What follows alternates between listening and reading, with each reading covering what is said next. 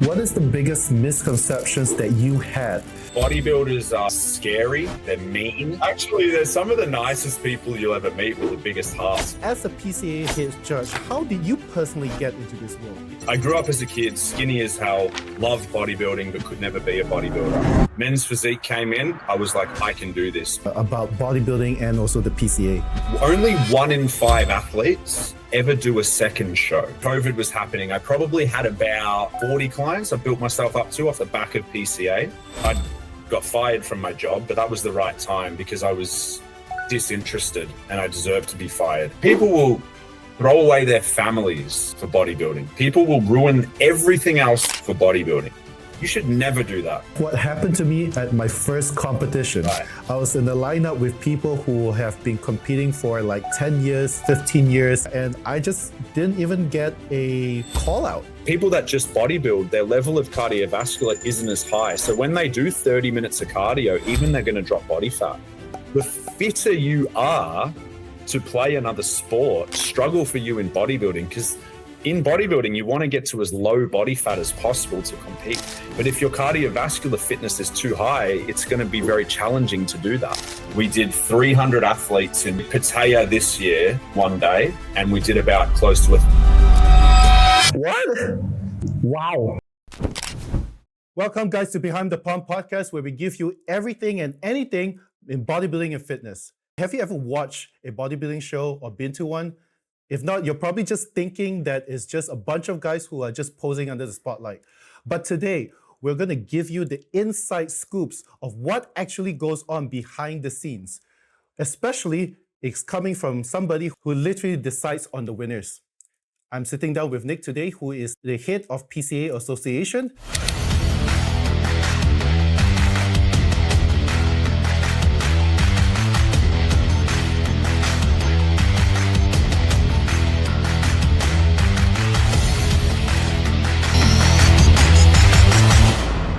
And for the first time ever, PCA is coming to Malaysia. I'm super excited because I'm a competitor myself, so I really want to see this happen in Malaysia, and I'm excited. So today we'll not have any jargons, no inside talks, just real stories. Welcome to the show, Nic. Thank you, brother. Anytime I'm asked to speak with people about bodybuilding, I always warn them because I love it. And that means I will talk about it all day, every day. So it's like, be careful when you bring up bodybuilding to me, because I will just keep going and going and going and going, man. So and that's what we're going to do today. So for someone who has never watched a bodybuilding show before, how would you explain PCA competition is in the simplest way as for the layman? Your introduction was pretty clear. A lot of people think it's just half naked, oiled up men posing under lights. And to the general population, in the simplest way, it is a little bit like that from the outside if you've never seen it. Now, that's the conception of bodybuilding as a whole from the general population. But if you decide to come to a show, and a lot of the time, the first time people come to a show, it's because they've got a friend who's gone through it and they've gone to the stage. And that's sort of how it becomes more and more popularized, because people then realize, well, this isn't the full perception that they had in their mind. And it's actually a really exciting and entertaining sport. And I think that the greatest thing is, like, a lot of people ask me, like, well, why is PCA different? And I'm like, look, it's not. Like, we're playing the same sport, but we've just added a media and an entertainment factor to it. So it's not boring like watching golf. No offense to the golfers. I love golf, but it's still known as a boring sport, whereas the majority of bodybuilding is quite boring, but PCA has made it entertaining so that the general population can come to the events and actually be like, not just to watch their friend, they can actually sit there and appreciate it and sort of get amongst it. And the atmosphere of our shows is like you've seen it. It's nothing compared to anything else. The last competition I watched in Phuket was by far the best bodybuilding show I've ever been to. And I have to be honest with that. And I can't wait to actually compete in it. Are you going to compete in PCA Malaysia? No, not Malaysia, because I'll be doing the interviews and stuff. So, and I do have a client, a bikini client who's going to join under Novins in PCA Malaysia. Amazing. So I'll be running backstage and to the front of the booth to interview people as well. So I won't be able to compete, but hopefully in 2027 or 2028, I'll be coming to Thailand and also Malaysia as well. We'd love to have you. We had a lot of Malaysian athletes compete in Thailand in our last show. And just going back before we move forward, you know, you said that Phuket show was the best show you've ever seen. Now, that Phuket show it's one of my favorite venues, but the issue with it is getting people to Phuket because it's quite expensive to get there. Whereas if you were to come to one of our shows in Bangkok or Pattaya, it's like 3 times the amount of people. We did Pattaya this year. We did 300 athletes in one day, and we did about close to 1,000 spectators. Now, you could imagine that sort of a PCA show with that sort of numbers in the atmosphere. It is the most, like, I've got goosebumps. I got to focus on what I'm doing. But behind the scenes, I'm thinking, this is awesome. Wow. So wow. That's the sort of like levels and stuff that it has in 2027, 28. Well, you're working at the PCA Malaysia event. And all I can say to you about that is, get ready for a crazy couple of days, because if you think you're just doing interviews, you see all of my staff, they are non-stop. They don't get to breathe. They hardly get to do anything. It's like, go, go, go, go, go. My whole team is like this. We don't have a person on my team that says, oh, that's not my job. All of my team is like, okay, I'm a judge. But if I need to get up on stage and get my hands dirty, if I need to go backstage, if I need to stage marshal, if I need to do interviews, if I need to do anything to make sure the brand is solid and that the athletes are having a great experience and the spectators are having a great experience, then they'll do it. And that's how our team is. So you're going to be a PCA team. So, bro, be ready to do 100 different jobs in one. Wow, I got to clear my schedule back then. Definitely. So the main question was, like, you know, to the general population, it is what they think it is until they come to it. And what happens from that is then they watch it and then they think, you know what, I'm going to do the show next year. It always happens.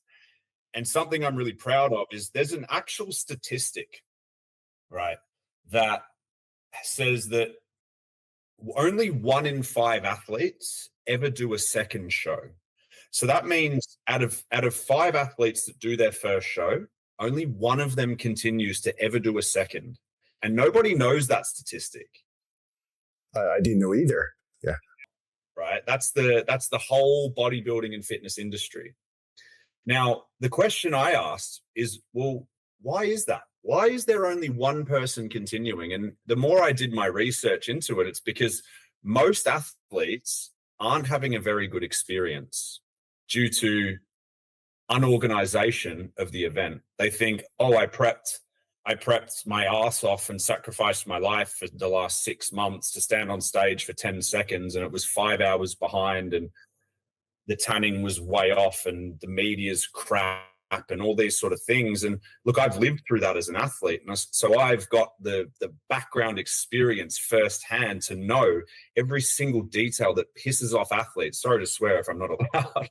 So I've sort of hammered that into every single thing so that from the moment you arrive, from the moment you register online, it should be simple. You get the details, you follow the details, your check-in procedure should be flawless, your tanning should be flawless. You come to the event on time, you know when you're getting on stage, you get lots of stage time, no matter how big the show, you get wicked media, and all these details are the things that I've put in place with the right people to ensure that every detail is flawless. And I think that's the difference between me as a promoter and everyone else. And I don't mean to sound like a prick, I just talk straight, because most promoters, they don't really give a shit. Give me your money, piss off. And to add to that, I agree with you on that, because my experience in the PCA was that everything was actually done on time, and it generally feels like you care for the athlete. You care so much for the athlete that we don't have prolonged waiting times. Everything is pretty much on time. And it's like, even the delay was only like 5 to 10 minutes. So what, but that was good. And yeah, I felt that the PCA genuinely cares about the athletes, and they have put a lot of thoughts and intentions behind it to make sure everything runs smoothly on time and on cue as well. Like, that is just my personal experience. I haven't competed in it yet, but even that, I could feel it. And I was like, wow, I'm definitely coming here. That's it, man. So that's why I'm saying, like, our numbers out of 1 in 5 that continue on are higher than the whole bodybuilding industry. And that's the reason for it, is because we filled in all the gaps so that people that actually compete, they think, even if they, it's so interesting. I get so much feedback, like from athletes and people that, everyone talks, right? Everyone sort of talks and like, oh, this was good, that was shit. They're reluctant to what they post on social media, but that's another story.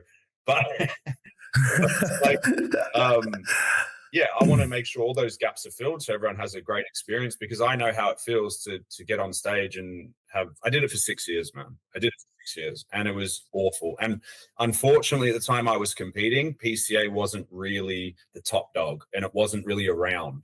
So I didn't really have a choice. We had one federation, and everyone knows what that federation is. And if you're not at the pro level in that federation, the amateur level is very pretty much mismanaged and unorganized and expensive. And you get 10 seconds on stage and everything's a bit, but it's all hype, and you have to run with that hype. Otherwise you get penalized, and everyone knows exactly what I'm saying. And it's unfortunate that that's the way it is. But then the reason PCA became so famous when it first begun is because they grabbed all those things and flipped it on its head and said, no, we're going to do this properly, this properly, this properly, this properly. And they put all the procedures in place. And I remember my first ever PCA show that I attended, it was like 2017.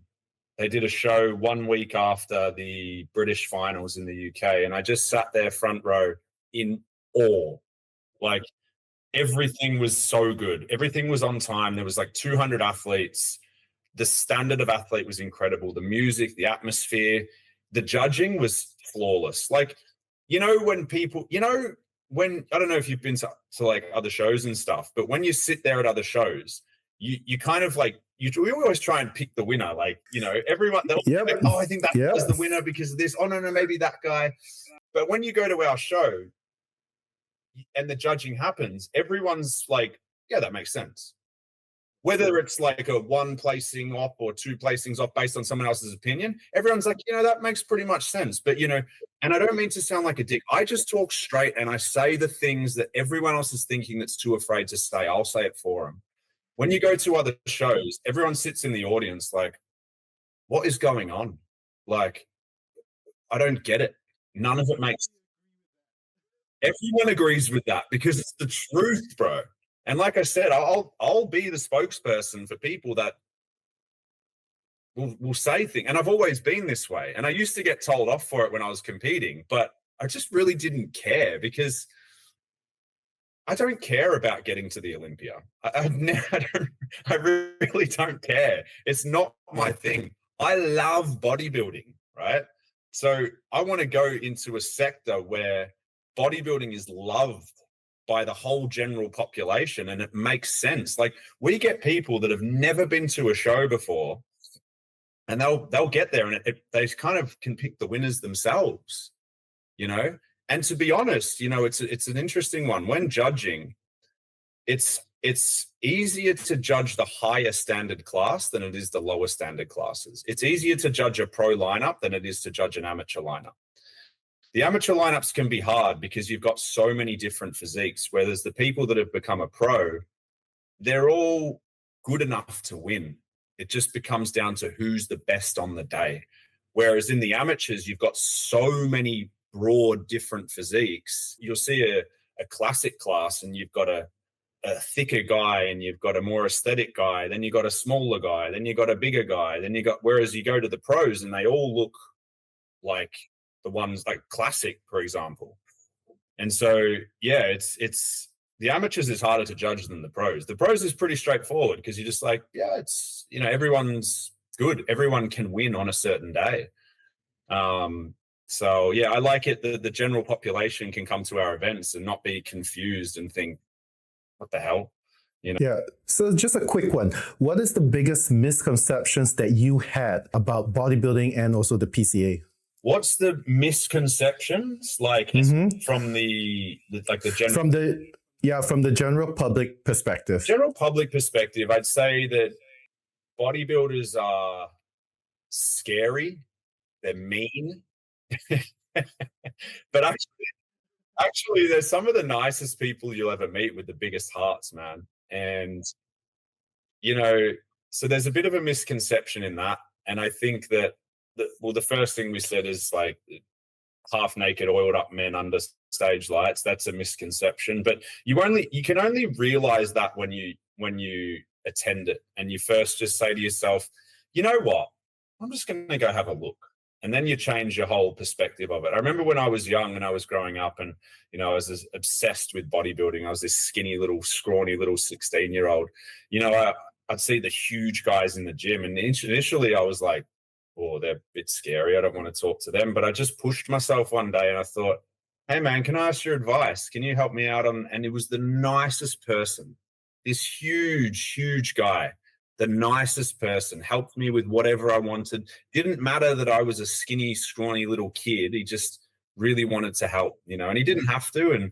And that was my whole like mindset change of, these people are actually really good people. And it's nice being around bodybuilders a lot of the time, unless they're about 5 weeks out, then they can be a nightmare.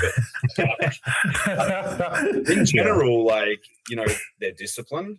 They don't do drugs. They don't smoke. They don't party. They don't, do really dumb shit in a sense. So, they're very straight lined people. They're clear. They've got clarity in their mind. They know what they're after. It can be quite inspiring to be around. So I think that's probably a bit of a misconception from the general population that, bodybuilders are dumb meatheads that are just assholes. I don't think that's the actual truth. I think they're actually really great people. And I think that, if you're on the fence about, everyone loves going to the gym. I think they're so popular now.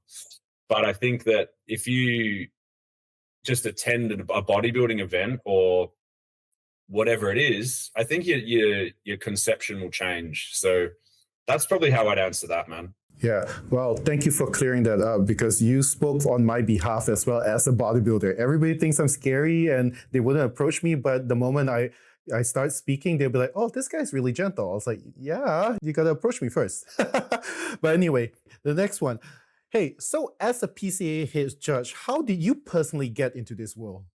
I'll kind of go through the timeline and I'll keep it as short and sweet as possible. Otherwise, we'll be here for hours.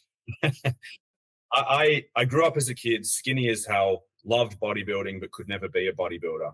Men's Physique came in. I was like, I can do this because I'm a skinny kid that has that aesthetic kind of look about me. Anyway, I entered my first show, came dead last. All right. And that was 2012 or 2013. But I loved it. I loved the experience. I loved being on stage. I loved the whole process of it. So I just dedicated myself for the next few years. I came back a few times, lost. And eventually I just kept getting better. And then eventually I came first and beat the guys that beat me. So that was my sort of career story of when I was competing. Now, at that same time that I'd won my dream was to always live in Thailand and be an online coach, right? The first time when I saw Joseph Rakic online, I was so inspired. He was like the OG of online coaching, him and Brandon Carter. And then they inspired me, and I wanted to be an online coach because of them, because I saw the way they was living, and that sort of lit a fire in me. And one of my best friends, when I was like 19, he asked me to prep him for a show. Even though I had no idea what I was doing, it lit this I was like, oh, I'm so I love this.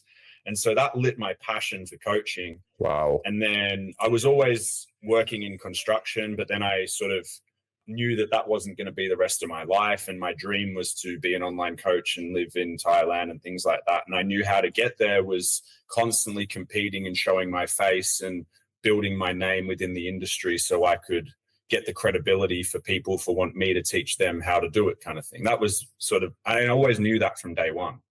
I sort of picked up a few clients here and there. I probably had about 5 clients.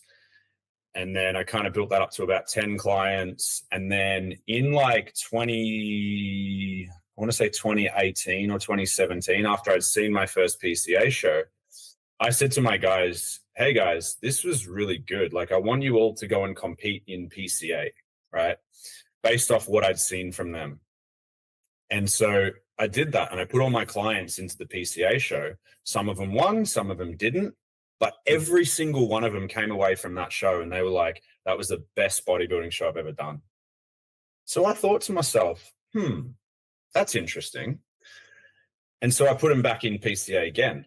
And then when I started attending the PCA events, I was then kind of known as a coach from just people that I didn't even know, because my guys always looked good. Like, I'm not trying to blast myself, because I mean, I don't really coach anymore. So don't ask me to, anyone who's watching this, don't ask me to coach there.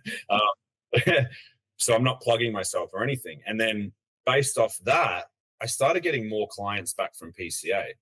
And then anytime I'd put someone into the NPC shows, and no disrespect, but they'd always come away, even if they won, they were just a bit like, wasn't very good.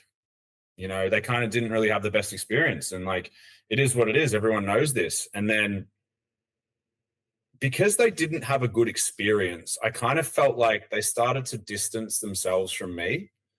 But the ones that were having a good experience were like, Nic is the best coach in the world. So I was sitting there going like, I'm seeing this from the outside in.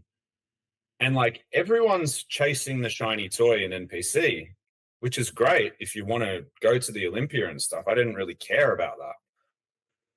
But then I was getting more out of putting my clients into PCA.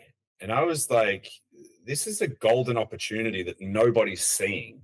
Nobody's seeing this because they're told there's one path and there's one path only. But I was getting better experiences, more clients, more enjoyable, like in the PCA. So I'm like, I'm just going to double down on PCA, man. Like, my guys can compete where they want to compete, but always your athlete asks the coach, hey, bro, like, when should I compete? Where should I compete? So I kind of just like, I mean, like I said, guys, you can do whatever you want and I'll support you for that. But here's what I think you should do. And so based off that, I didn't know this, but like the organizers recognized me because I was then having guys winning British titles and going pro and going into pro classes. And I was just focused on coaching. I didn't see anything else within the organization. And that went on for a few years. And COVID was 2019, right? No, 2020. 2020. Okay, so March, yeah. I think it was the end of 2019. COVID was happening. I probably had about 30 clients or 40 clients I built myself up to off the back of PCA. And at that time, I'd got fired from my job, but that was the right time because I was disinterested and I deserved to be fired because my focus was in my clients. And when I did that, I left the job and my client base got way bigger. And so that was like, oh, everything's starting to come to fruition. And I'm always sort of conscious of what's happening around me. And so based off that, then I started, putting more clients into PCA. I went to Thailand for a 4-month holiday. COVID happened. And I was like, everyone was like, oh, you got to go back to your country. I'm like, wait, were you stuck there? Were you stuck in Thailand when doing? It was my choice. I had my country, England and Australia, saying, you've got to get out of Thailand. It's unsafe and blah, blah, blah, blah, blah. Come back to our country and sit in a jail cell for 2 weeks. I'm like, yeah, right. I'm going to leave this place. And at the time, I was sort of making income. And I was like, I'm not going to leave. So I didn't. And you know what? Another opportunity that I saw was when COVID happened, everyone sort of backed off of their work and their coaching and the focus came about COVID. And I saw that as an opportunity where if I triple my efforts working on my coaching business, advertise 3 times more, invest 3 times more, get mentors, put up the Facebook ads and do all this shit like what no one else is doing, I'm then going to leapfrog all the top coaches that are already there. Because I had all the top coaches like, who's this kid? Who's this kid? Blah, blah, blah, blah, blah.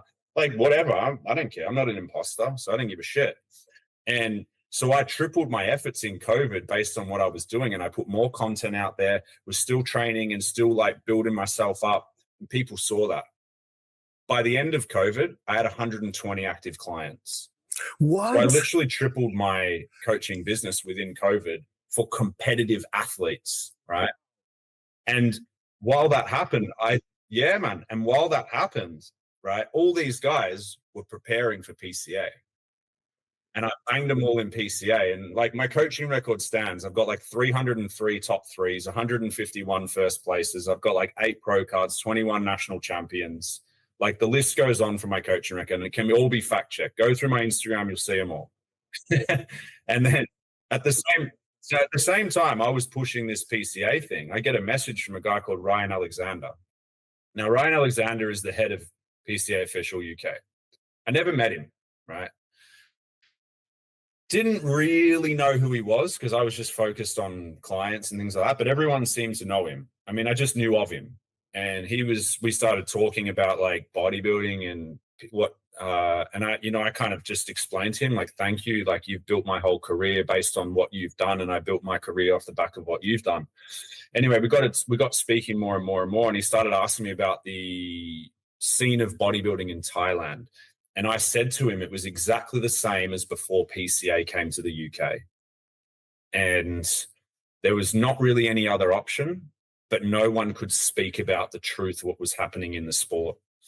So PCA Official in the UK is the biggest organization. It crushes every organization by numbers and numbers and numbers without any question.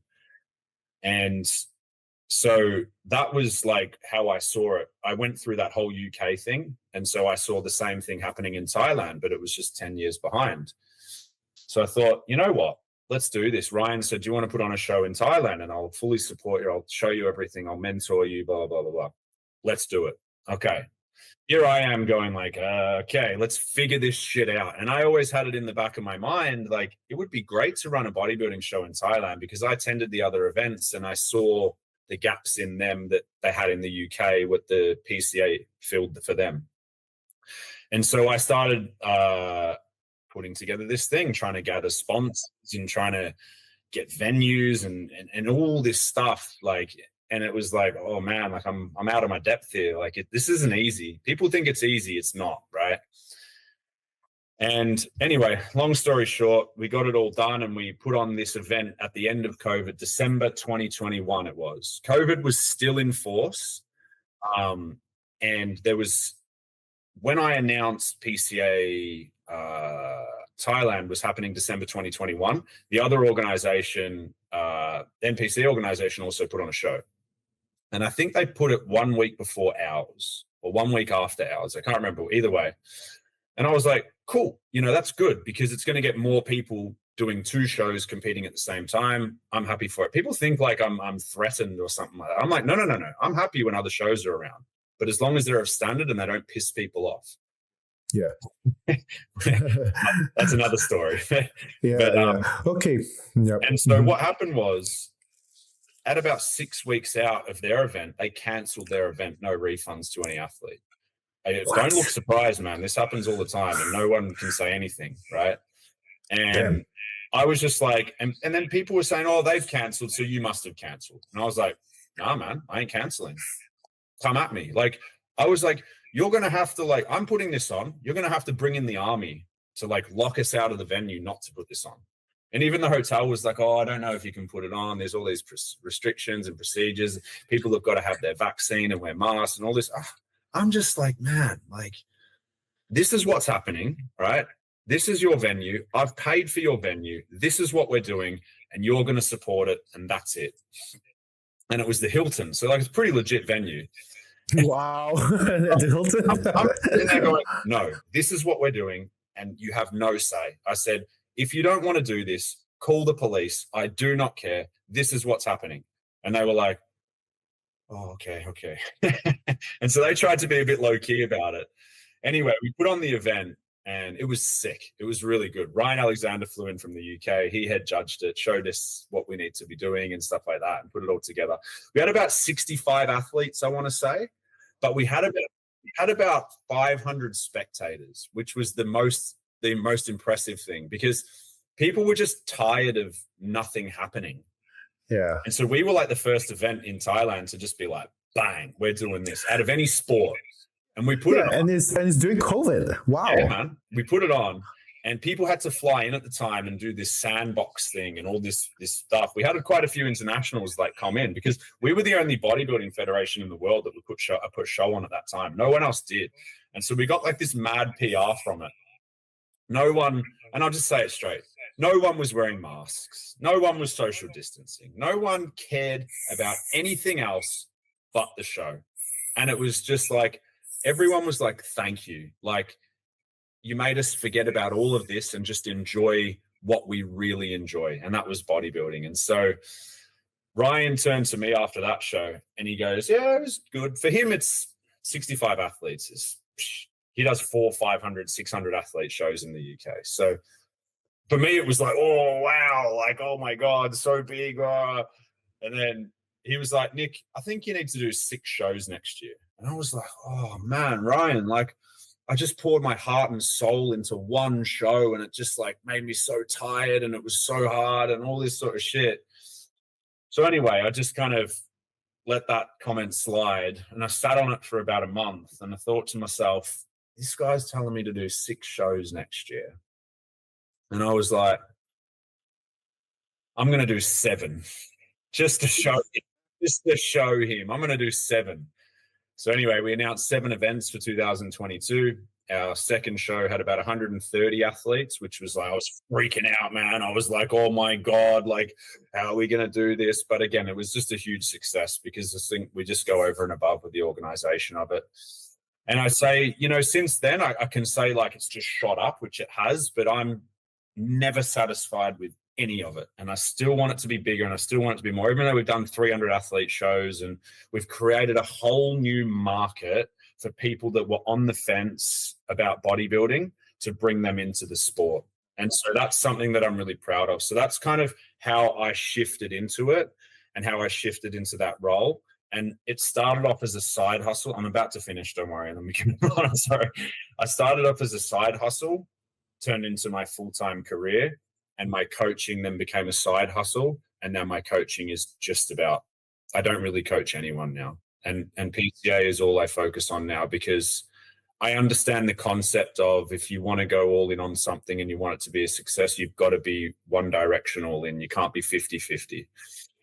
So I had to kind of evolve. I actually let go about 10 clients a couple of months ago that were like, it was hard because they were my OGs. They'd been with me 5-6 years, always paid on time, always everything. And, you know, I took them from first timers to pros to pro champions and all sorts of stuff with them. And it was hard. I had to let them go because it wasn't fair to them because I couldn't be as responsive as, like, I'd have shows on, right, that I'm running and I've got them in other shows on the same day in another country. Like I'm having to like sometimes drop a text under the table and that's not right. You know, so I said, guys, like, and they all understood. They were like, man, like you've changed my life. You've taken me from someone who wasn't even interested in bodybuilding to like a pro world champion and things like that. So that's something I'm really proud of, but I had to kind of put that to bed in order to make sure that the PCA circuit grows around Asia and it impacts more people because for me, it's not about money. I don't give a shit about money. Like, I could have 0 money in my bank account and I'd still be trying to spend it. I don't monitor it. I don't care. All I care about is I think we're making such an impact on the bodybuilding and fitness community that I want other people to experience it. And I think that's the really important thing. And, you know, we've kind of changed the dynamic in Asia a little bit. And I think we're just going to keep doing that because our shows are good, mate, and no one can compare with that. So that's as short as possible. There's so many in-betweens, but that's the kind of answer to your question of how I ended up into it.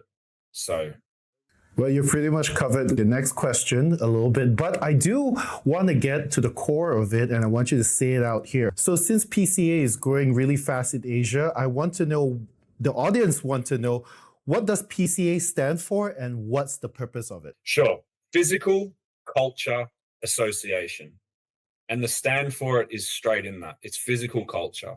It's shifting the culture from what it was to what it is and what it can be.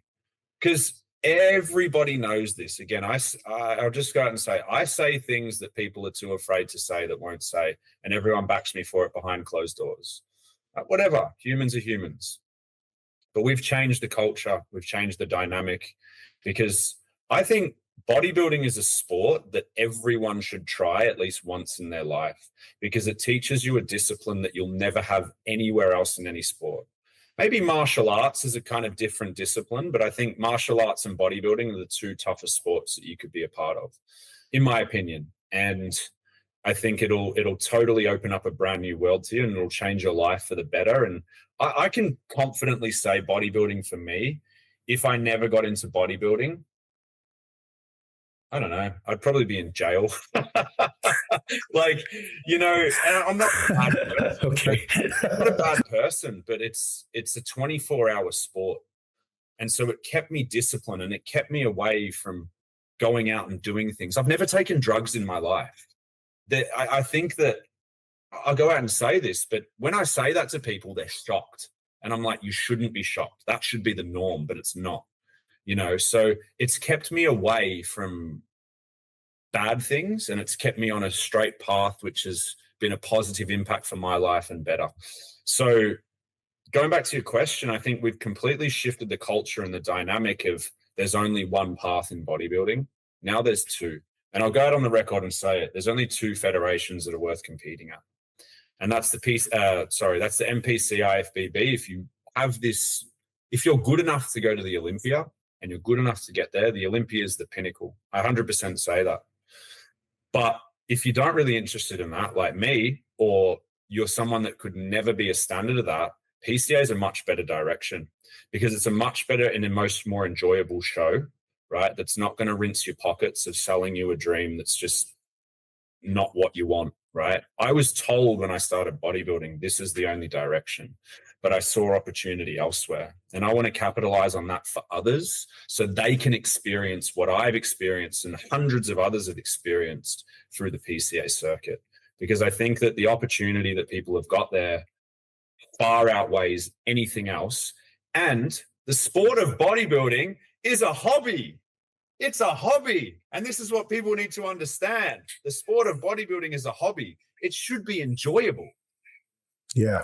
And this is what PCA is. It's very enjoyable as a sport. You know, people will throw away their families for bodybuilding. People will ruin everything else for bodybuilding.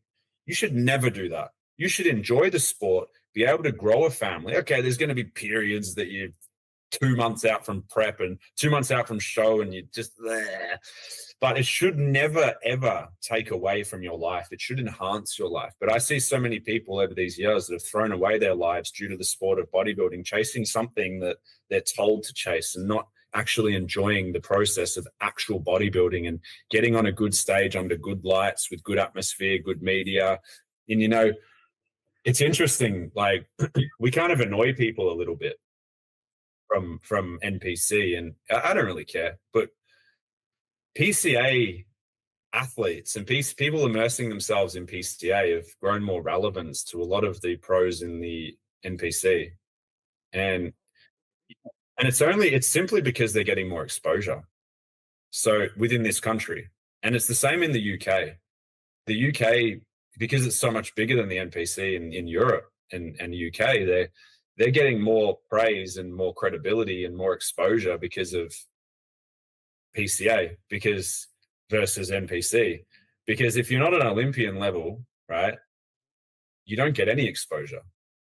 But in PCA, everyone gets mad exposure. And so people are able to build careers off the back of it. And that's so exciting for me because, you know, I see these athletes that have built personal training businesses off the exposure that we've given them, and we've given them a name.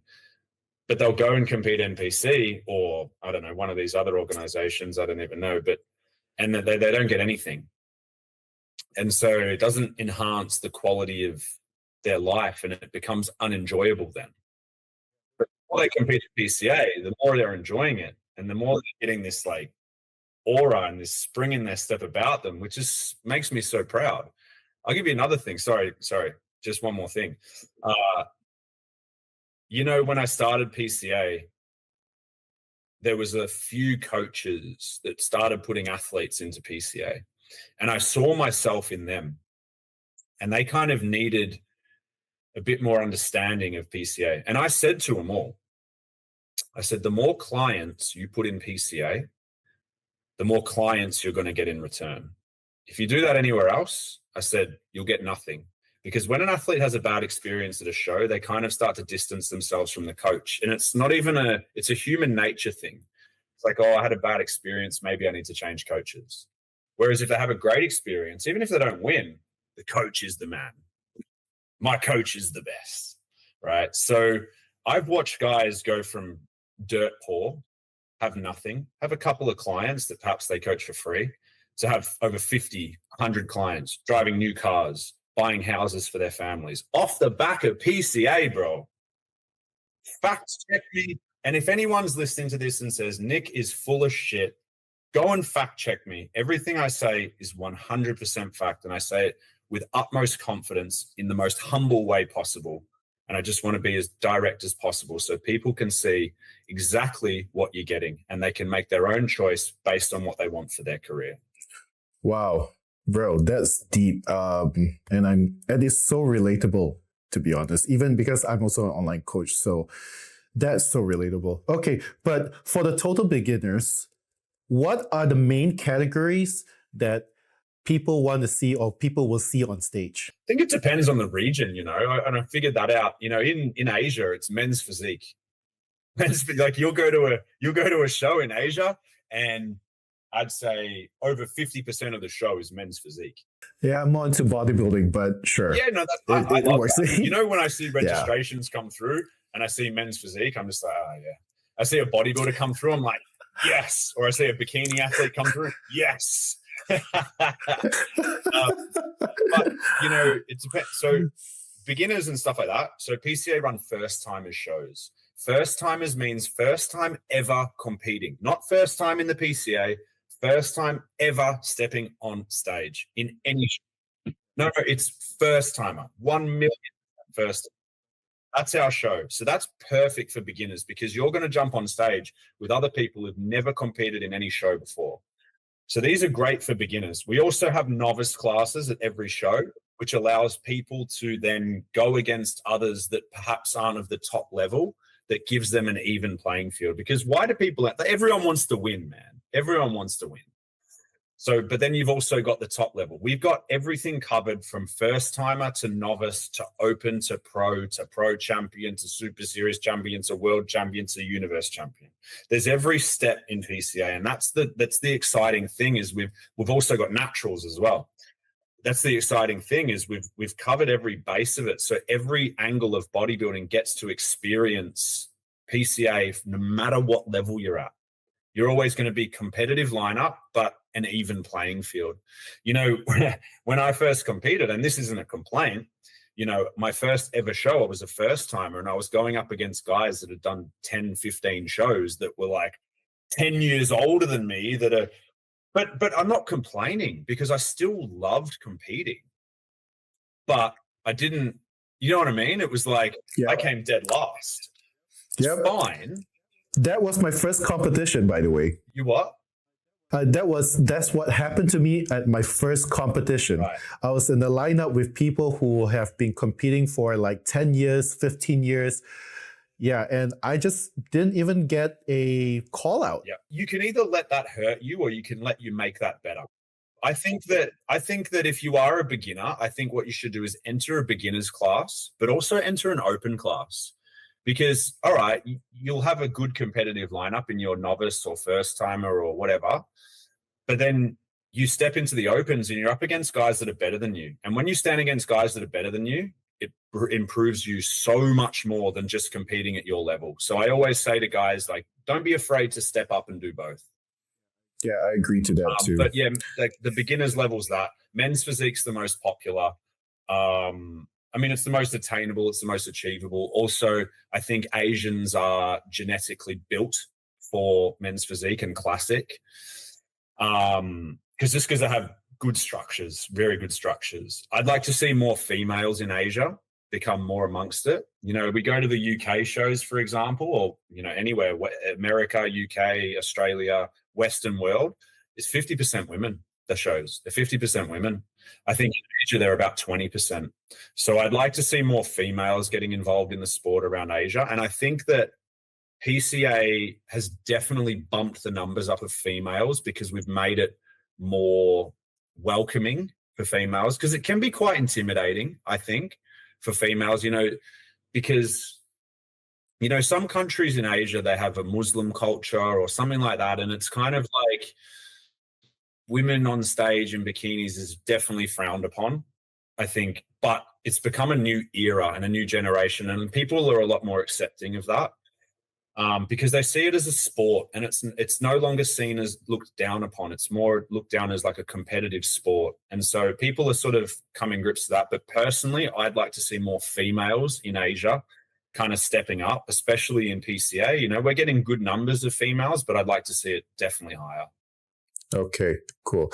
Hey, so judging looks kind of complicated. So let's get back to the judging for a little bit. So judging looks a little bit complicated, but for the first time viewers, what do they actually look for to know who's winning? That's a really good question, but it's a very open-ended question. In PCA specifically, I'd say look, you got to be the best athlete closest to the criteria, but you're always going to get rewarded for who's the best on the day, conditioning wise too, but it's not the main factor. So I always say to people, like, what do I need to bring? Like, conditioning means like low body fat, for example. Yeah. I always say to people when they say, you know, what do I need to do to come into the show? I'm like, just get shredded. Don't worry about being big. Don't worry about being everything else.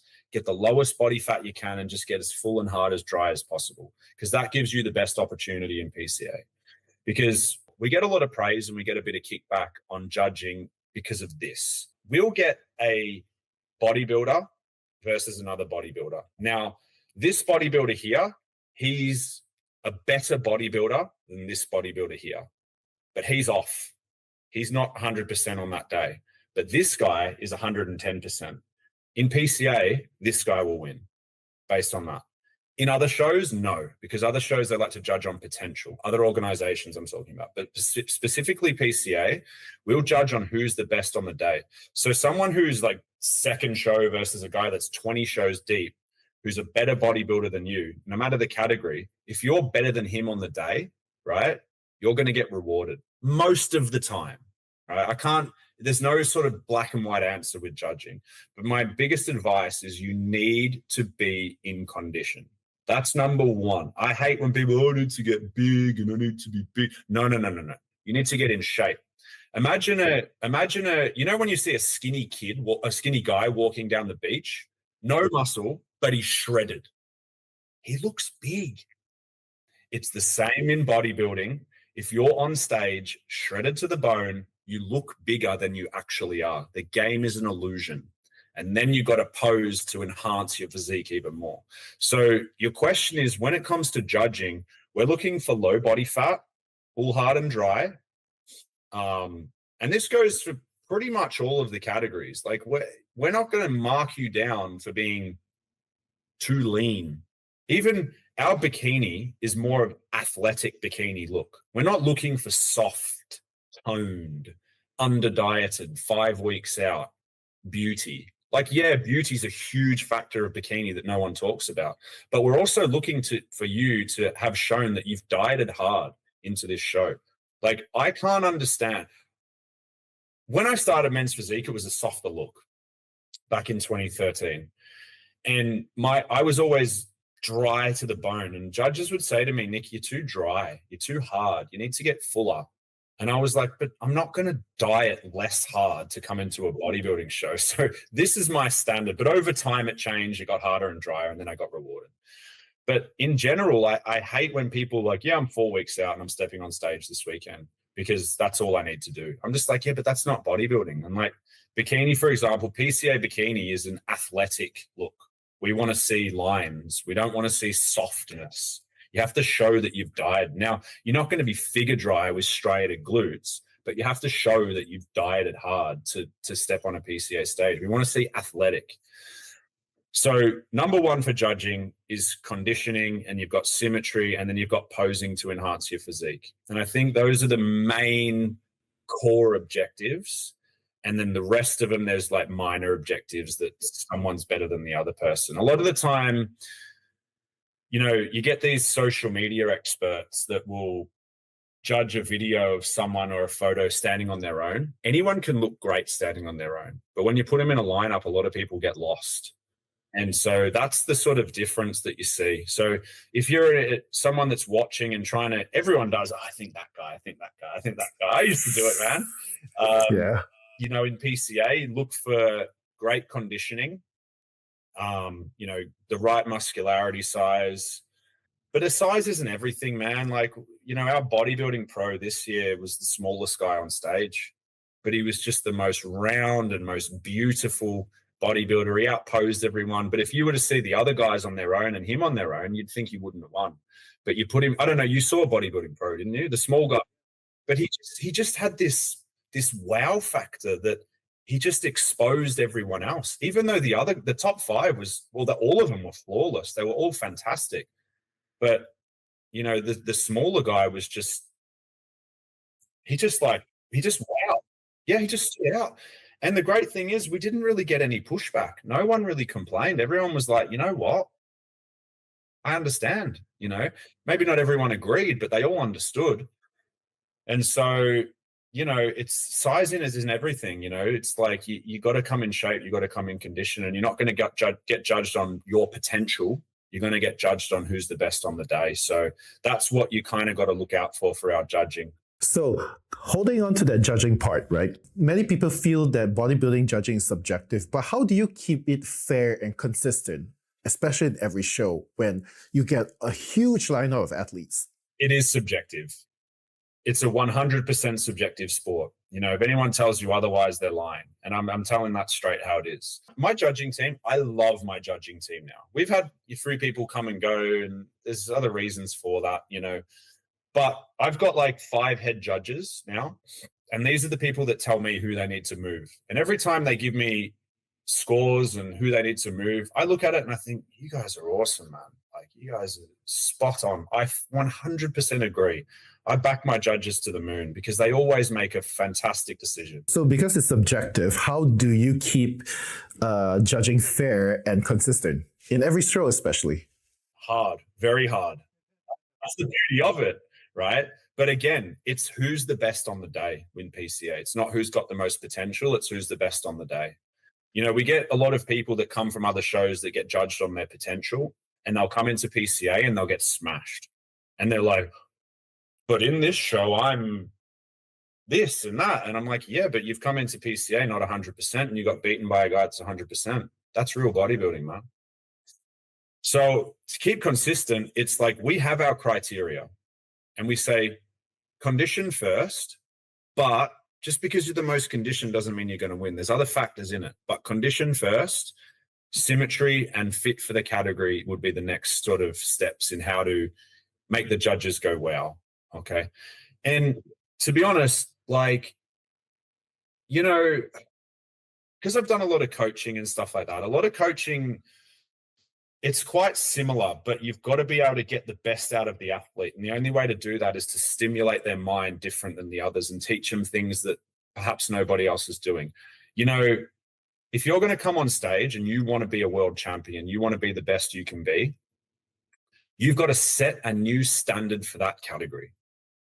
This is the difference between those who are winning and those who are in the second call out. The people that are in the second call out, they're just watching Instagram and doing everything the same as everyone else. Whereas if you come in and do something that sets a new standard for that category, whether that be conditioning, size, posing, whatever it is, you're going to get rewarded because it brings you a wow factor that nobody else has. I probably judged, I don't even know, man, 10,000 physiques, let's say. I don't know. And it's not very often. It's maybe 1 or 2 athletes every show will come out and they set a new standard. And we're all just like, judges under the table, we're tapping each other's legs like, whoa, look at this. We keep a straight face, and we've got to make sure we're looking at everyone. But under the table, sometimes we're tapping at each other's leg like, oh, look at this person. That's like, they're setting a new standard, you know? And this is something that if you want to be the winner, if you want to be the very best, you've got to stand out. You don't need to do anything extravagant, like, I don't know, trying to do a backflip or something like that. That's not going to win your shows. But what I'm saying is, like, set a new standard of physique. Now, you're going to get your judges' feedback. You need to take that on board, but you also need to go in with a mindset of, what do I think this category should look like? Because then you'll set a new standard based on that. And when you've got that mindset of like, I've done this my way and this is what I'm showing to the judges, it brings you an aura that nobody else has, because everyone's just copying everyone else and trying to do the same posing and the same of everything. So that's some advice that I give to athletes, is try to set a new standard for the category that's higher than the previous, and be willing to do things that others won't, so that you can be what others can't, because otherwise everyone ends up looking quite similar. You don't really set the tone. So yeah. So what makes PCA different from other federations? I get this question a lot. Yeah, because that's what the audience really want to know. Because to a lot of regular folks, they're all similar, right? So why PCA stands out? Cool, great question. And so PCA has become such a household name because of the shows that it runs. And like I say, PCA is not different because we're all playing in the same sport. But PCA is easy to understand. It's organized, it's on time, and it's high quality. And so you're always going to have an enjoyable experience no matter where you place. Usually it shows the only people that are happy are the ones that win. Yeah. I think we've granted that in a way that even when people don't win, they're still like, I didn't win, but it was good, you know? And I think that that's sort of set a new standard for the bodybuilding sector in general. It's all easy to understand. The audience is never lost or confused. Even the general population that aren't into the sport, they're never lost or confused. Everything's understood and makes sense. So like I said, and it's entertaining. I think the biggest one for me is entertainment, because I mean, I've been going to shows for too long. I probably attended the 300 shows. I don't even know, maybe more, but I can't tell you how many times I've fallen asleep at shows. And I can't tell you how many times, and that's not just me, I can't tell you how many times I look around and the audience is you never find that at PCA, man. Never find it. Yeah, and that's true. That's from my personal experience as well. Everybody is attentive. Yeah, even when I was at the audience. Yeah, it's like we want to still have that huge competitive nature, which is what we do. But you've also got to add a bit of entertainment into it via the atmosphere and the music. I know how to sort of enhance that. You know, I listen to the audience's noise and I try and set my tone of voice to always be 1 decibel above the audience, so that I've got complete control over them. So when I speak, they listen. Even though I'm in Thailand and most people don't speak English. So they're sitting there going, who is this big blonde guy talking some foreign language we can't understand? But I've got a translator that MCs with me, so that always helps. But I always keep my tone of voice 1 decibel above the audience, so I can kind of control the audience's momentum. So anytime I speak, they react. And I'm not doing that in a controlling way, but I'm doing that in a way that makes sure people aren't falling asleep in their seats. I think PCA is probably the only show that friends will come and watch their athletes, but not only watch their athlete. They'll actually stay for hours and watch other classes because it's exciting and entertaining. And so that's why they're the only small differences that I would say, because like I said, in general, we're all promoting the same sport. So it's bodybuilding as a sport in general. But I'd encourage people that PCA is the best place to especially begin. And then you can grow through that system. And we've got places all the way you can go up to the top and earn great money, more money than you'd ever make elsewhere, unless you get to the Olympia, unless you're a top 10 in the world.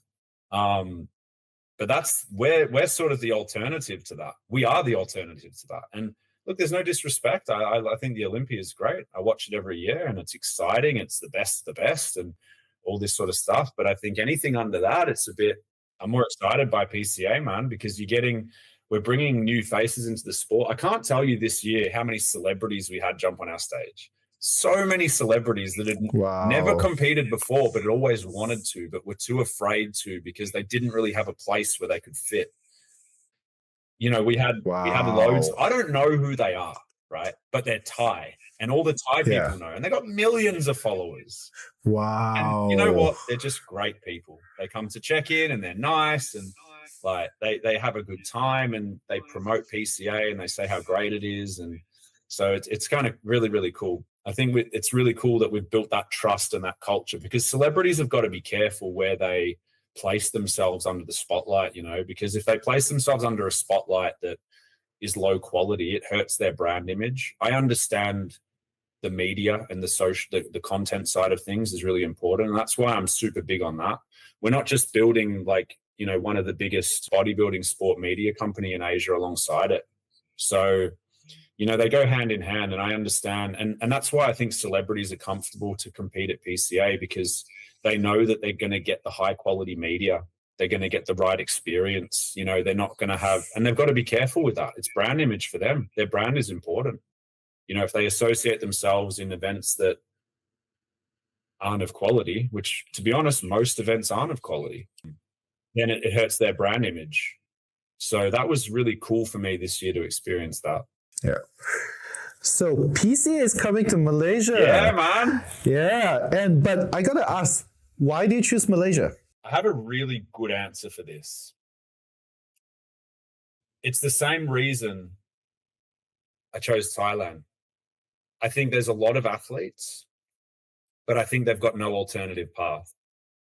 And I think that people might disagree with me and say, oh, we've got this, we've got that. But until they've experienced a PCA event, they don't know anything otherwise. And so I think Malaysia has a huge market for bodybuilding. I also think Malaysian athletes are some of the best in the world, but I think they don't get the right exposure. I think that they're kind of only really recognized in Malaysia. Whereas with PCA, that's what the same thing in Thailand, and none of the Thai athletes really had much exposure. We gave them that. And I think that that's what we're going to do in Malaysia, is we're going to bring, it's the same thing. We're going to bring them exposure that they've never had before.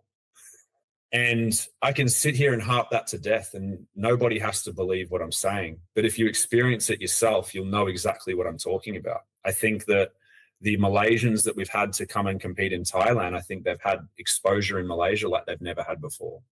I think they've had exposure around Asia like they've never had before, because I see it. You know, I've seen Malaysians are good athletes, man. And I think that they don't believe that they are. And I think that's because they're held within where they are at the moment. I don't think we're going to come in and make huge promises and shake up the industry. We're just going to make it better. And that's exactly what we've done in every country that we're in. Now, PCA, it's not in as many countries as other organizations, but the countries that it is in smashes all of the other organizations. So think about that for a second. You know, if you go to like, I don't know, IFBB Elite or NABA or something like that, they're in so many countries. But how many countries are they in where it's of quality? 1? 2? And that's all because of the promoter. And PCA doesn't get sprayed to everyone. It only gets sprayed to people that are very, very good at what they do, or have the potential to be very, very good at what they do. So that's something that is really cool about PCA, is that it keeps the quality consistent around the world. You know, if you go to Korea, insane. If you go to Thailand, insane. If you go to UK, insane. If you go to any European shows, insane. And they're all aligned. They're all the same. I literally mirror what the UK does. And then you go to Australia, it's the same. So it might not be in as many countries as the other organizations, but the countries that it is in, it's always of quality, and no other organization can say that. And Ryan Alexander, he's very protective of the brand, man. Very, very protective of the brand. And that's why he doesn't just give it to anyone and everyone. Wow. That's deep. Yeah. And that's why I kind of want to lead through Asia, because Asia is such a big market, man. And honestly, Asians are some of the best athletes in the world, but they aren't shown to the world, and they should be. And that's the platform that we want to give through sort of PCA sports media. So PCA Malaysia is the next one, man. We're gonna I could sit here and make these huge promises and all this sort of stuff. I don't need to, not going to. Just come and look at what PCA has done everywhere else. See how amazing it is. Choose it for yourself. Come and experience it. No pressure. Come and experience it. And I promise you, it'll open up your mind to a whole new world and make you enjoy bodybuilding like you never have before. That's the promise that I can make. And I'm so excited to do it in Malaysia. Wow, I'm excited for it to happen in Malaysia as well. I can't wait to just be part of it and just see the entire procedure, right? And the event as well. Actually, I'm going to give a warning sign to everyone. This warning sign is like, don't come to PCA, because once you do, you won't want to stop. That's my warning sign. That makes me want to go more. Yeah. Okay. So for most people think that competitors just diet and pose. What do the public not see about the athlete's journey? Oh, there's a lot they don't see. Everyone. Yeah, just some of it, yeah, right? Yeah. There's a lot they don't see. I mean, everyone sees the final product. They see the glitz and the glamour and the first place medals and the trophies and the swords and the pro cards and all that sort of stuff, but they don't really see what goes on in between. It's a complete mental battle, man. And I think that's the biggest thing that people don't see is like, most people, they're prepping for a show. They're waking up in the morning. They're doing an hour's cardio. They're dressing their kids to go to school. They're waking up at 4 a.m. They're making all their meals for the day. Then they're going to work on a building site for 10, 12 hours a day or a job or whatever they've got. And then they've got to train again for an hour and a half. They've got to take all their supplements on time. They've got to then get the kids from school. They've got to, there's so much stuff that goes on in between. And it's a really tough sport because it takes up so much of your time. Not even at the professional top level is it takes up all of your time, even at the amateur level. And so it is a tough sport, but it's challenging. And like I said, if you indulge in it, it will change your life for the better. Idle hands do the devil's work. If you keep your hands still, you're going to end up doing something bad. If you keep your hands busy in something that's keeping you focused, that's positive for your life, like the sport of bodybuilding, I guarantee you it'll bring you a better life and everyone around you also. Maybe there's going to be periods where you're a bit absent, but it's going to teach you a whole mentality and a new mindset. So the things that people don't see are all those things. They see the glitz, the glamour, the media, all that sort of stuff, but they don't see the hard work and the sacrifice that goes into it. But I think anything good takes sacrifice.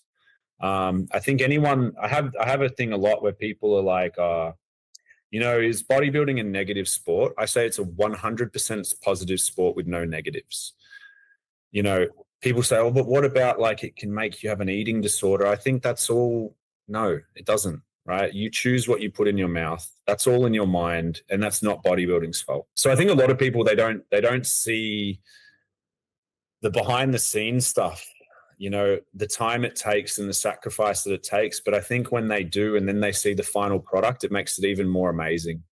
And I think, storytelling, with the media that we're producing a lot of storytelling within the athletes on the amateur circuit. And so people are starting to see more about what it takes, which is kind of cool.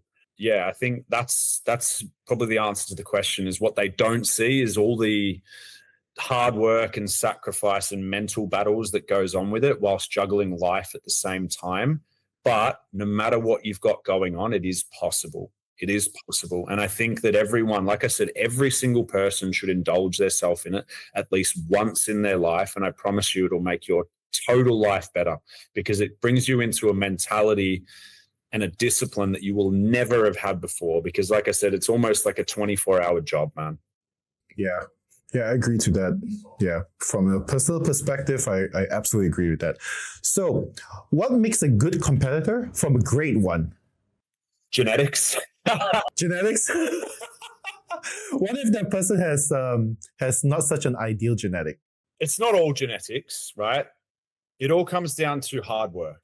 And I'm sorry, but, there's some people who make it. I think I've always said you need to max out your genetic potential. if you want to be a great athlete. Some people have better genetics than others, and there's nothing you can do about that. But if you can max out your genetic potential, you will smash everyone with better genetics than you. I've seen it. A lot of guys that have great genetics aren't as disciplined. The guys that don't have as good genetics are far more disciplined. And so there's kind of like a balance. But if you get someone like a Ronnie Coleman, for example, with discipline and genetics and hard work and everything you need for the best bodybuilder in the world, there's nothing you can do about that. But you can control what you can control, right? The level of intensity you're willing to train, how hard you're willing to push, how much cardio you're willing to do, the amount of on time you are with everything, you can control those things. And so that's what separates a good competitor from a great one. Let's forget about genetics for a moment. It all comes down to your pain threshold. And the good thing about a pain threshold, and what I mean by that is like, how much can you suffer? How hard can you push yourself in training? Because the more that you suffer and push yourself in training, the more you build a higher pain threshold that allows you to then push it more. Because when you damage your muscle cells, they grow back stronger. It's the same with the mental game as well. The more you can push yourself on a mental level, the stronger you get mentally. So it really is about maxing out your genetic potential, and becoming good to great is like really doing more than what you say you're going to do. And that's the difference that we see in people. And it might take time, but I have a saying, and my saying goes, he who stays strongest for the longest is the one who prevails. And I built that saying for myself based on my own experience of coming dead last to becoming a show champion and beating people that had previously beaten me. I stayed strongest for the longest, and I was the one who prevailed.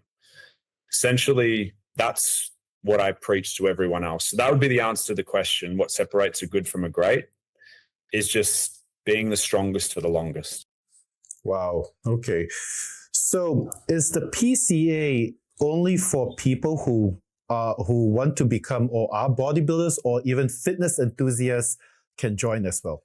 Great question. And like I said, we've got levels of every single part. Like I said, from first timers to world champion, for example. And these are legitimate titles. They're not just random titles that like a low sort of level organization will throw around. They're genuine titles. We've also got the natural sector. And what we're seeing from the natural sector is a lot of high rocks people or a lot of fitness enthusiasts are then switching over to bodybuilding to compete in the natural sector. So it's, like I said, PCA is given a platform for everyone, no matter the level you're at. You've always got a position and you've got a place. So it's not just hardcore bodybuilders. We've got the female category, which is so awesome. We've got the true novice categories. We've got the first timers categories. We've got the pro categories, the pro class. You saw the pro show like the other week, man. It's insane. The good thing about PCA is for someone who, well, like me, when I was like, I could never be a bodybuilder because I genetically just can't get to a mass monster. But then Men's Physique came in, I could do that. PCA covers all those areas in between. So any person that's kind of into gym and fitness, I encourage you to give it a go as a first timer.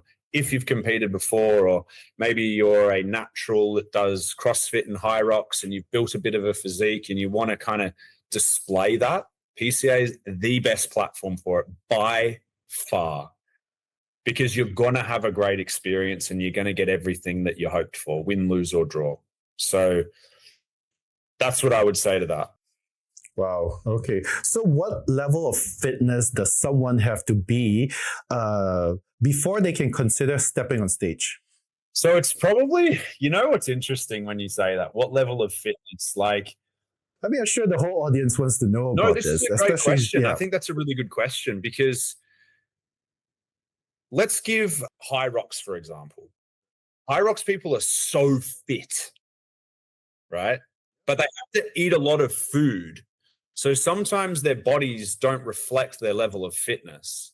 So high rocks people struggle to go into bodybuilding because they're so fit, right? It's hard for them to then get rid of the full body fat they need to do a bodybuilding show because their level of cardio is so high.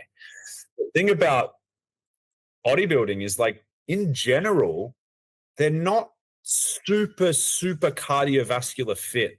That's a good thing for bodybuilding because it allows you to not have to do insane amount of cardio to drop body fat. Like, imagine if you were, I'm trying to think, like, you'll see a CrossFitter, they're so cardiovascular wise fit.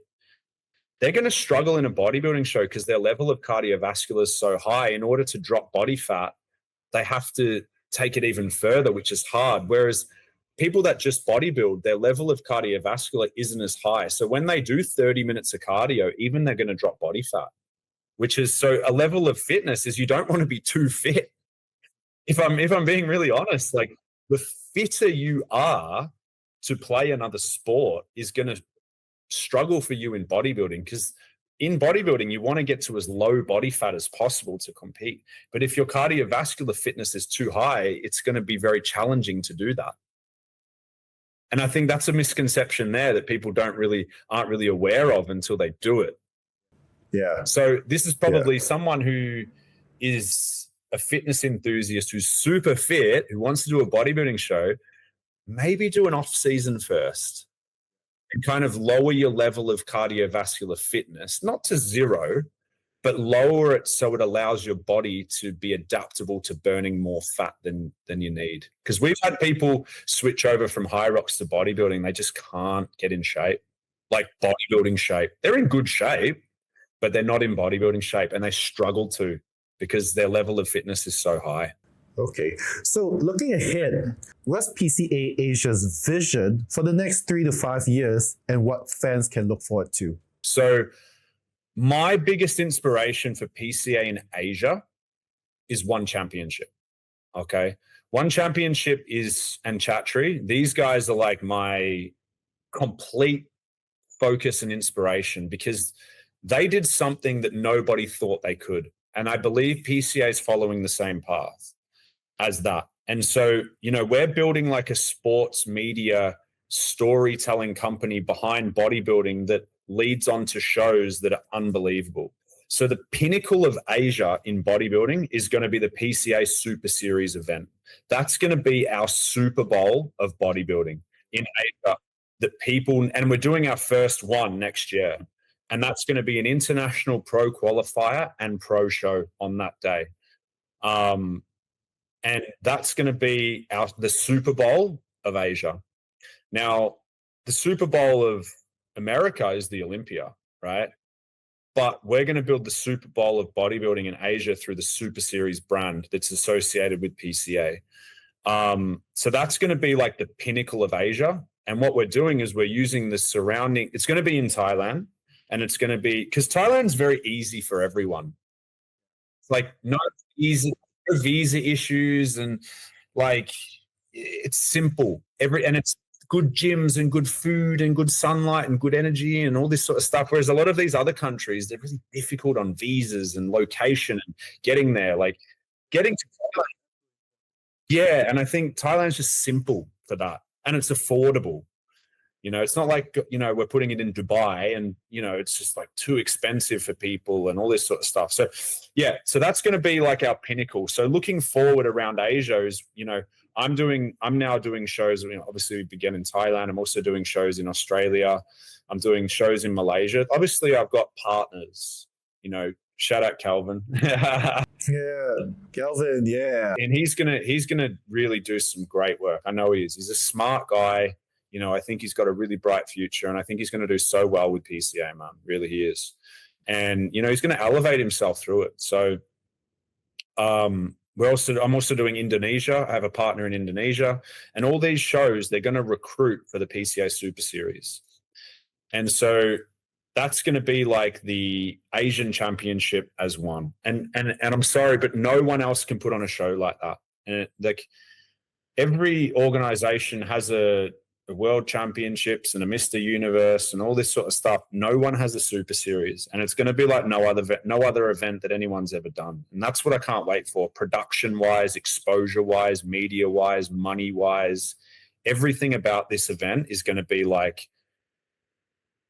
it's going to be like the honorable invitation if you can get it, because it's not an open show. So you have to be of a great standard, compete previously, and potentially build points in order to get there. It's going to be a tough one to get there, but we're going to make it everyone's dream. And look, it might take time. It might take 1 year. It might take 10 years, but this is the road that we're heading towards. And so I want people to know that when you indulge in PCA, you've got a career in the sport, and you've also got a career outside of the sport that you can build your name upon. And you're not just going to be another number, no matter what level you're at. You know, first time and novice all the way to pro, you're going to get the same treatment all the way through. And that's what I really like about it. So yeah, that's going to be our Super Bowl of Asia, is going to be the Super Series, which will be located in Thailand. We've also got PCA Korea, which people have no idea about, because Korea is like another planet, man. It's amazing. You know, PCA Korea do 70 competitions a year. 70. What? 70? Wow. Saturday show and a Sunday show. The Saturday show is PCA and the Sunday show is PCA Naturals. Now, every weekend they're doing a minimum of 400 athletes, right? Some weekends they're going all the way up to 800. I am not fudging these numbers. Again, everything I say is legit, and anyone is welcome to check me and call me out on it if I'm lying. I always say to people because I say big things, man.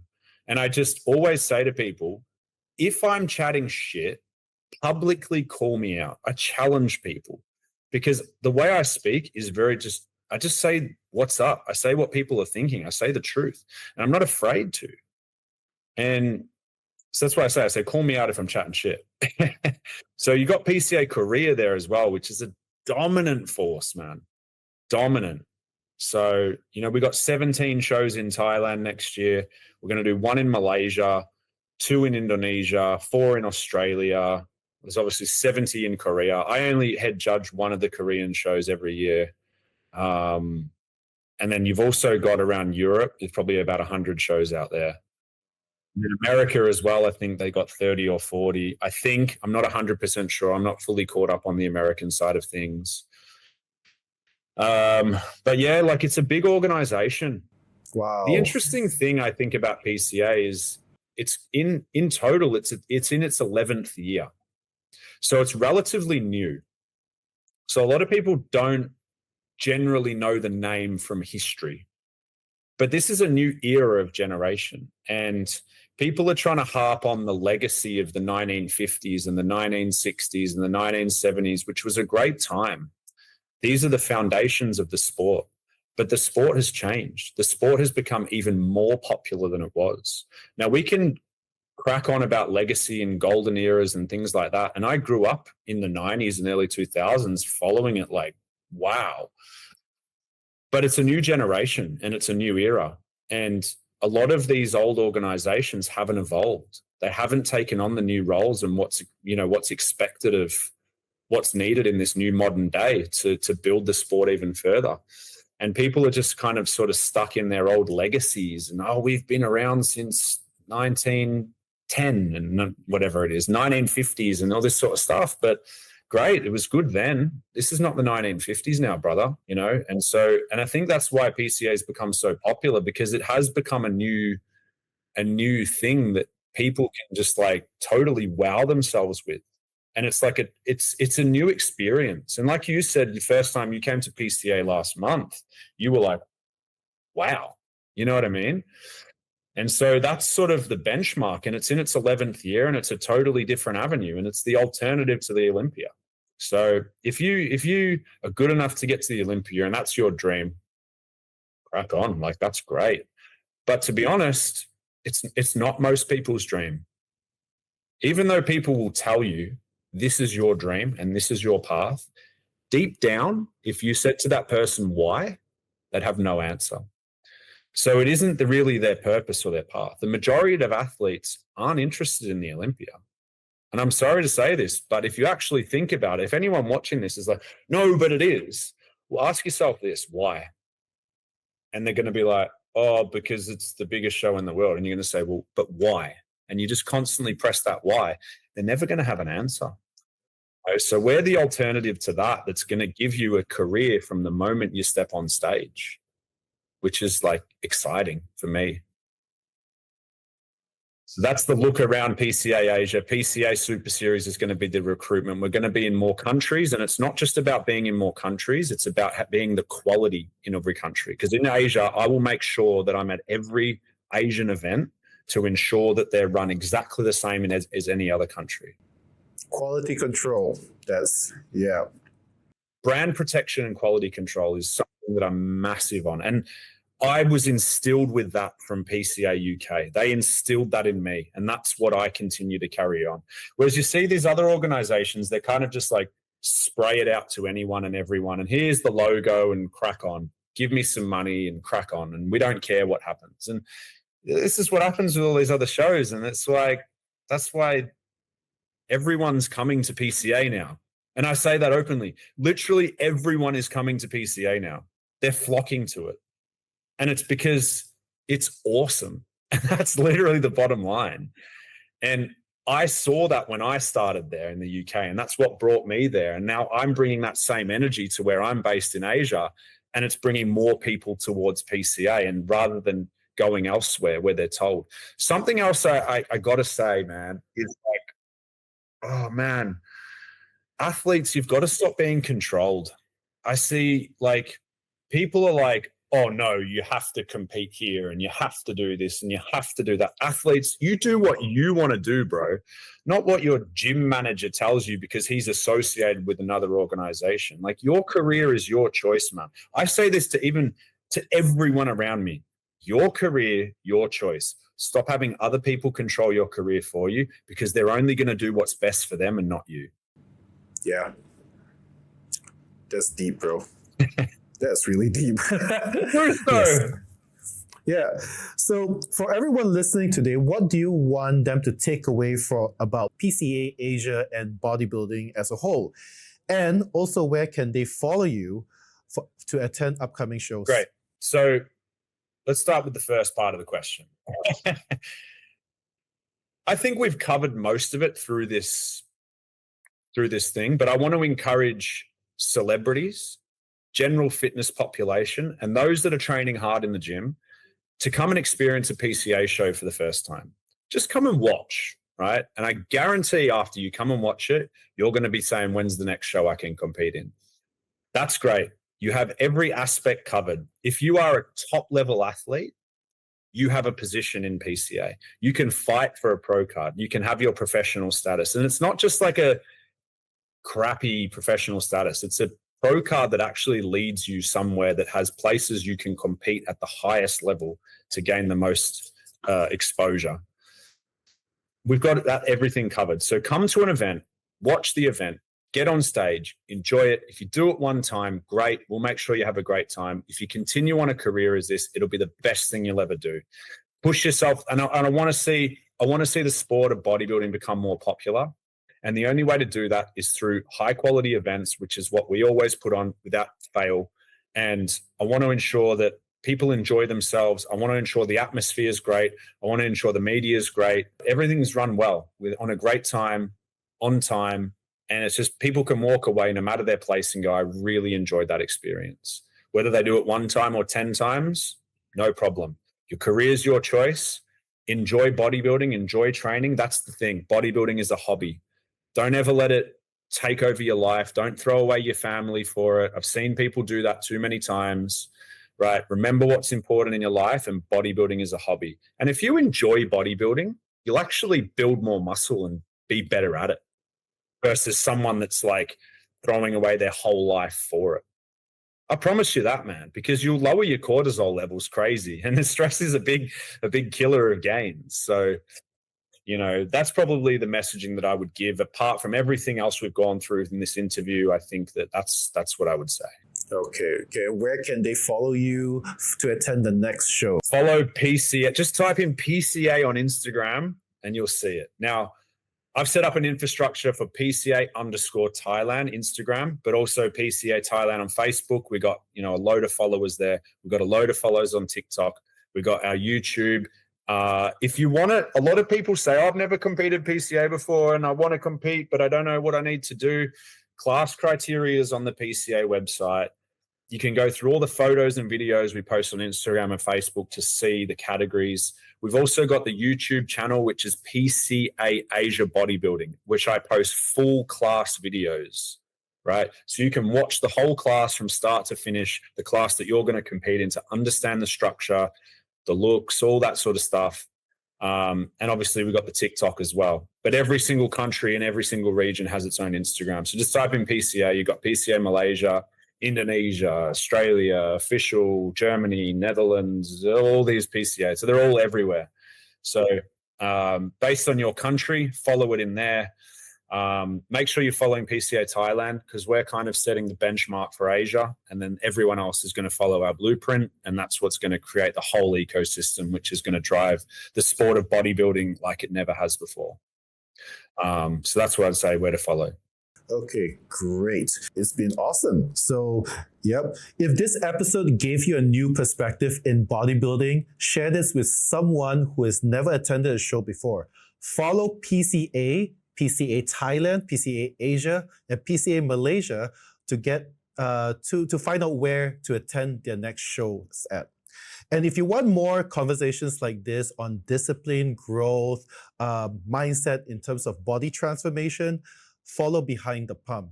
This is Jordan and Nic. Thank you for being on the show. Let's get those balloons up.